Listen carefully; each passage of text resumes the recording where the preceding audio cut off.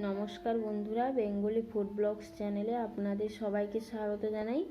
আজকে চলে এসেছি দেখো একটি নতুন রেসিপি নিয়ে, সুজি আর চিড়ে দিয়ে খুব সুন্দর সকালের নাস্তা। দেখো এটা দেখতে যেমনই সুন্দর, খেতেও কিন্তু অসাধারণ লাগে। এটা বানানোর জন্য দেখো প্রথমে 1 কাপ পরিমাণ চিড়ে নিয়ে নিয়েছি, খুব ভালো করে জল দিয়ে ধুয়ে পরিষ্কার করে নিয়েছি।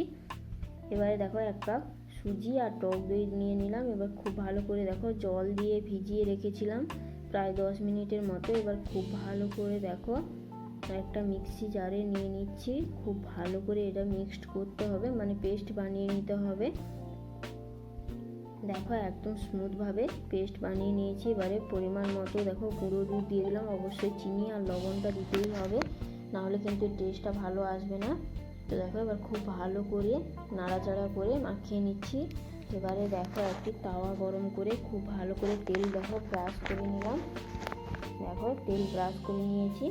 তেলটা গরম হতেই দেখো 1 হাতার মতো দিয়ে দিচ্ছি। দেখো একটু অল্প করে চাড়িয়ে দিচ্ছি এরকম করে।